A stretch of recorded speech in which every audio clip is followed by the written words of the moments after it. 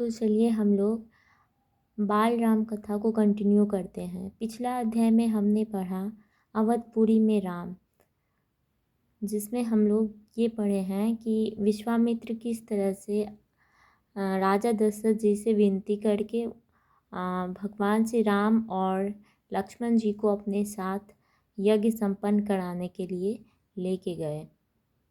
राजमहल से निकलकर महर्षि विश्वामित्र सरयू नदी की ओर बढ़े। दोनों राजकुमार साथ थे। उन्हें नदी पार करनी थी। आश्रम पहुंचने के लिए विश्वामित्र ने अयोध्या के निकट नदी पार नहीं की। दूर तक सरयू के किनारे किनारे चलते रहे। दक्षिणी तट पर, उसी तट पर जिस पर अयोध्या नगरी थी, वे चलते रहे। नदी के घुमाव के साथ साथ राजमहल पीछे छूट गया। उसकी आखिरी बस्ती भी निकल गई।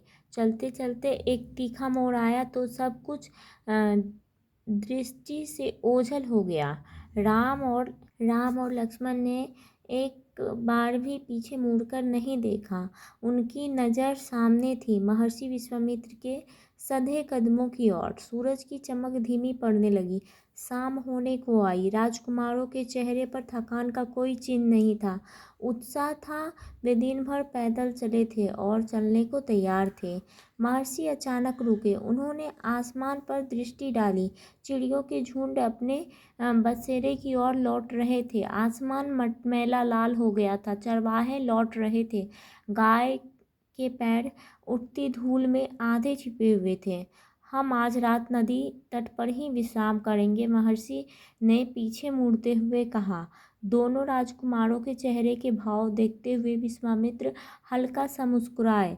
राम के निकट आते हुए उन्होंने कहा, मैं तुम दोनों को कुछ विद्याएं सिखाना चाहता हूँ। इन्हें सीखने के बाद कोई तुम पर प्रहार नहीं कर सकेगा, उस समय भी नहीं जब तुम नदी में रहो। राम और लक्ष्मण नदी में मुंह हाथ धोकर लौटे। महर्षि के निकट आकर बैठे। विश्वामित्र ने दोनों भाइयों को बला अतिबला नाम की विद्याएं सिखाई। रात में वे लोग वहीं सोए, तिनकों और पत्तों का बिस्तर बनाकर। नींद आने तक महर्षि उनसे बात करते रहे।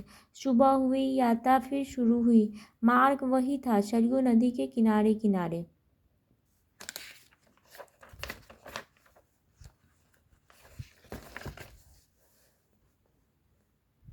चलते चलते वे एक ऐसी जगह पहुंचे जहां दो नदियां आपस में मिलती थी। उस संगम की दूसरी नदी गंगा थी। महर्षि अब भी आगे चल रहे थे, लेकिन एक अंतर आ गया था। राम लक्ष्मण अब दूरी बनाकर नहीं चलते थे, महर्षि के ठीक पीछे थे, ताकि उनकी बातें ध्यान से सुन सके। रास्ते में पड़ने वाले आश्रमों के बारे में, वहाँ के लोगों के बारे में, वृक्षों वनस्पतियों के संबंध में, स्थानीय इतिहास उसमें शामिल होता था। आगे की यात्रा कठिन थी, जंगलों से होकर। उससे पहले उन्हें नदी पार करनी थी। रात में ऐसा करना महर्षि विश्वामित्र को उचित नहीं लगा। तीनों लोग वहीं रुक गए, संगम पर बने एक आश्रम में। अगली सुबह उन्होंने नाव से गंगा पार की। नदी पार जंगल था, घना, दुर्गम।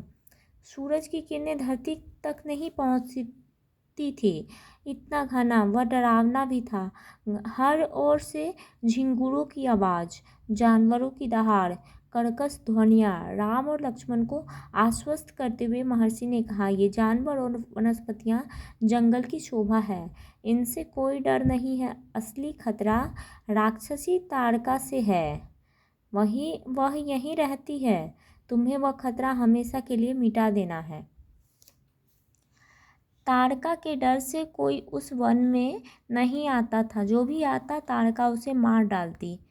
ताड़का एक राक्षसी थी ना, इसीलिए अचानक आक्रमण कर देती। उसका डर इतना था कि उस सुंदर वन का नाम ताड़का वन पड़ गया था।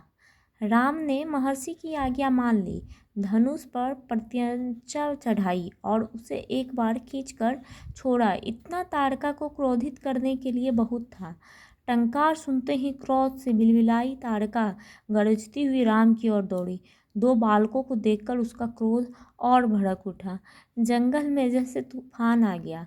विशालकाय पेड़ कांप उठे, पत्ते टूटकर इधर उधर उड़ने लगे। धूल का घना बादल छा गया, उसमें कुछ दिखाई नहीं पड़ता था। फिर ताड़का ने पत्थर बरसाने शुरू कर दिए। राम ने उस पर बाण चलाए, लक्ष्मण ने भी निशाना साधा। ताड़का बाणों से घिर गई। राम का एक बाण उसके हृदय में लगा, वह गिर पड़ी, फिर नहीं उठ पाई। विश्वामित्र बहुत प्रसन्न हुए। उन्होंने राम को गले लगा लिया।